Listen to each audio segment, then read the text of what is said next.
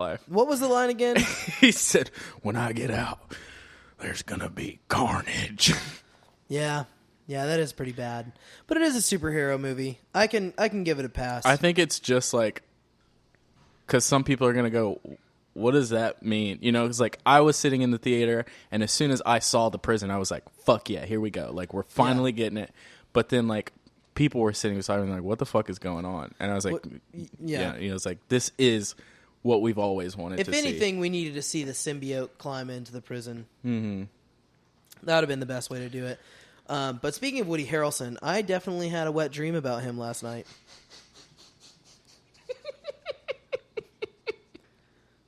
What? I had a wet dream about Woody Harrelson. Was he in the symbiote? No, it wasn't a sex dream. It wasn't like a wet dream like that. He and I were splish-splashing around down in Cuba. I fucking hate you so much. I really did have a dream that me and Woody Harrelson were hanging out on a jet plane. I wanted to make a good joke. I think it was funny. I'm so mad right now. Oh my god. Yeah, we were on a plane and we were smoking cigars. That is a cool dream though. That was last night. And that made you come? No. I was just trying to make a joke about having. Yeah, I came. Bro, and hear me out when I say this. That's gay. Yeah. And I know what you're thinking. Oh, you can't say. No, I'm saying. I know it's 2019. There's nothing wrong with being gay, but that shit is gay. Yeah, it was weird. Oh my god. Do you think he's going to be a good Carnage? Do you think Carnage is going to be cool? I don't know. I'm still thinking about Woody Harrelson. I mean, if Andy Serkis is involved, I'm on board. Because Andy Serkis had so much to do with those Planet of the Apes films. Mm-hmm. Now, granted, of course, he wasn't the director and he wasn't, but he was a lot. He was heavily involved in the process. I think he understands mocap and he understands how it can push the story forward. So, I'm excited to see it, personally. Let me ask you this. And I think that Carnage will be good on screen. How do you do Carnage justice in the setting of a PG-13 movie? You don't. I really don't think you do, personally. I think that Venom 2 can be rated R. I think that... Can you do that? Can you switch up?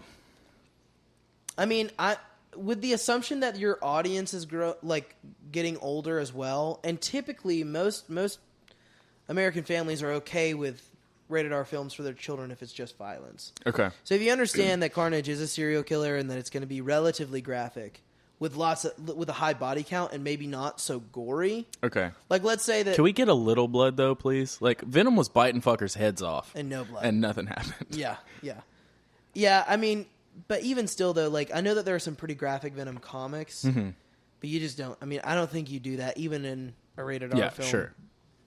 But I mean. As far as body count goes, I think that it should be rated R. I really want to see some like crazy shit. Yeah, I know it's not going to be as like batshit as we want, but it'd be cool. I've wanted to see this character on the screen since I was a child. Yeah, it would be. And the thing, like the more I think about Venom, the more I'm like, it was an okay movie. It was fun. Yeah, and we got to see a Venom that wasn't shitty. A Venom that wasn't shitty. I just hate that we didn't get the spider on the suit. I think that if I'm hoping, talking about Sony and Marvel, I'm really keeping my fingers crossed that they're just jerking our dicks off. Honestly, like just trying to like get us all in a tizzy, and then the news breaks next week that we will see Tom Holland and Venom on screen together, and they made the first movie kind of like that on purpose. So that we really, really wanted to see it, and then dropped all this news, and then, I hope that's what.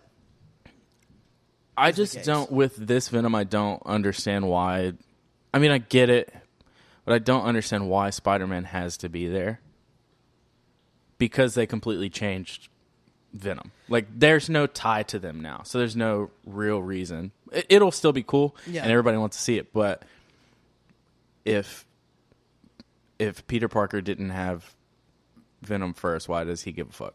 Yeah. You know what I'm saying? Well, I'm just hoping that, like, this is the scenario. And I've been doing a lot of thinking about this. Okay. Like, let's say that Marvel approached Sony after the success of Venom, the financial success of Venom, and said, you know what? We can make this character good the same way that we made your last character good and brought you a lot of money. Let's pull a publicity stunt that Spider-Man's leaving the MCU, and then we'll put them back together, and we will find a way to make the characters, on the same level again. And then we get Venom in the MCU, and that would be awesome. Yeah, but that's just badass. Like the most hopeful thought process. I know that corporations are not that. They can be pretty smart, but it would be a huge publicity stunt if that came out. I feel like this is. I think that Marvel is really just yanking Sony around. Yeah, because they broke all this news, and the whole time it was everyone was like, okay, well, Spider-Man's out of the MCU. But also, both sides were still saying we're still negotiating. Yeah, we're all still talking. So I think it was a big publicity stunt to be like, "Hey, Sony, the people that love Disney will fucking kill your family. Yeah, bow down to us. We are the Disney overlords." Yeah, and that's the thing. As far as because I love independent filmmaking. I love tiny studios. And I don't like that Disney's doing this, but also I don't want to see an art house Spider-Man film. Yeah. I want to see Spider-Man fight Thor. I want to see all you know what I mean? I want to see Spider-Man on screen with all the guys. And I don't think that it has to be such a big deal. Find a way to make the numbers work for both your companies, because there is a number for both your companies where you can walk away and be happy, because you make these movies, as far as the filmmakers go, hopefully for the fans. I understand that the corporations are going to profit, but there is a number. Yeah. There's a way to be nice to each other and not fucking ruin people's lives. And not ruin my life. My life. Fuckers. Is your life ruined? The last couple weeks have definitely been darker.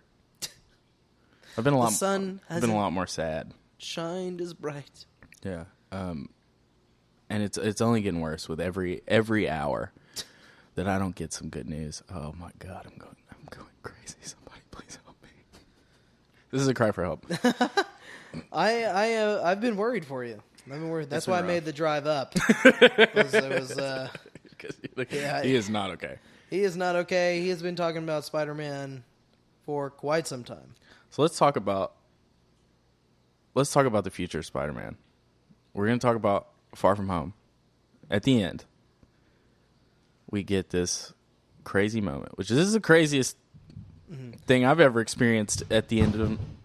Do you want to do a future of the MCU Spider-Man and then a future of the Sony Spider-Man? Yeah, let's try it. Because I have an idea for the Sony version that I would like, but I want to hear your MCU. Because okay. I really, at this point, they've caused me not to care. Whenever I hear one way or the other, then I'll be like, I'll settle into my emotions. But right now, I haven't really thought about what it would look like in the MCU. Well, it's just kind of weird because as a solo character, I don't really think that Spider-Man has a huge impact on the MCU right now. Granted, we don't know what they're we don't know if they are trying to fill Robert Downey, fill Iron Man's spot with Spider-Man. Yeah. Or really what's going on there.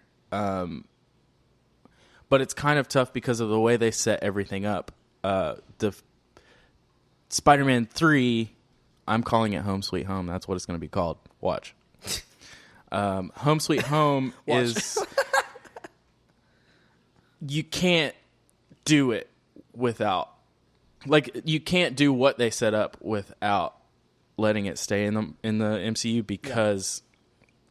they're it seems at least that they're setting up for the Sinister Six, and the 4 of the 6 that we've seen that will likely be in it are all very tied to Stark Tech and alien shit that happened in Avengers. So we've got who are they again? So we've seen. We've got Shocker, which is kind of lame because he wasn't that cool.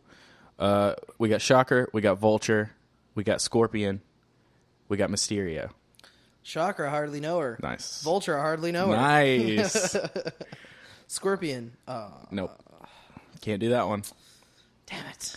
And all four of them use shit from Marvel, so it's like they can't do that in Sony, and they can't bring a whole 6 new villains together to make a Sinister Six. Yeah. I think that. So if it does go the Sony, because if it's MCU, we're definitely we're getting the 6, and that'll be cool. But I still don't. I don't see how that will push like a next, Phase 5. Yeah. Well, see, that's why I think Spider-Man in the MCU is a great platform for what we saw in the end credits, Secret Invasion. Mm-hmm. Spider-Man has had a long run with the Secret Invasion type storylines, and I think that is where it will go. And I think there's a way to tie the Secret Wars and the Secret Invasion into one storyline with him kind of at the helm, just because the American high school is a good, platform for the storyline of an invasion. Mm-hmm. At least as far, because what if Ned turned out to be should be a Skrull the whole time, something along those lines. Mary Jane's a Skrull, and then Gwen Stacy comes in. Woo! Yeah, I'd love to see a Flash turn into your theory that you've shared. Flash really being he's an Osborn, Harry Osborn. That'd be pretty sick. I would love that because I want to see a different Green Goblin so bad. The last time we saw a Green Goblin was 2002, 2001, I think. And seeing a new Green Goblin would be I definitely want a Goblin that is not a Power Ranger. Yeah, that suit was cool for the time. Definitely absolutely. For the time. But I agree with you. It definitely, and when you watch it, like this is a movie from the early 2000s, and it's still passable. I think the first Spider-Man is one of the best films. Mm-hmm. And in order, they are Spider-Man 2, Homecoming, Spider-Man Far From Home, and then the other ones. That's not very far off. That's a hot take. That's not very far off for me. That's not a very far off thought process. We're gonna fight about this. No, we've already fought about it. We're gonna fight about it. I've seceded to you. I've already given you that he's the best Spider-Man, but the best movie is Spider-Man 2. You wanna hear a theory? Yes. All right. So we got 2 open spots for the Sinister Six. Yes. It's definitely going to be the Goblin. Could it be the Hobgoblin? Is he ever in the Sinister Six? Because even if, let's say MCU doesn't want to give us Green Goblin again because we've had it, but the Hobgoblin is close enough. I'd be okay with it. Yeah, they could definitely do the Hobgoblin. It's silly because people are like, oh, who can the Sinister Six be? And it's been fucking every Spider-Man villain pretty much, Yeah. But I don't see why they wouldn't just pull the trigger and do Green Goblin, because everyone knows that. You don't have to really explain. So many people would be like, who the fuck is this orange this vest guy? Yeah. A lot of people are thinking that Spot 6 goes to the Chameleon. I don't know the Chameleon. He's just a master of disguise. Mm-hmm. He was Spider-Man's first villain. Mm. And a lot of people are saying that we saw him. He was the guy that drove the bus from Nick Fury's team. Oh, okay. Because they have the same name. They're both named Dimitri. So people are saying, oh, that's Chameleon. But hear me out. I think we're getting the Prowler. Like Donald Glover. Yeah. Because they set that up in the first film. Yeah, his character's there. We could do Stark Tech and make that character really cool. Yeah, super easy too. And also Donald Glover's hot. Yeah.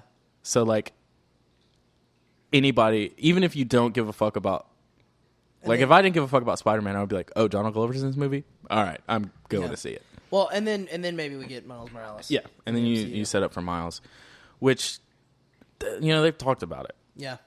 And also it's if you're going to bring on this huge actor for 15 seconds of screen time, it could have been anybody. Yeah.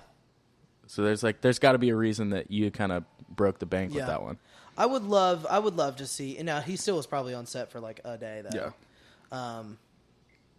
No big deal. I love Donald Glover, but I want to pitch to you my idea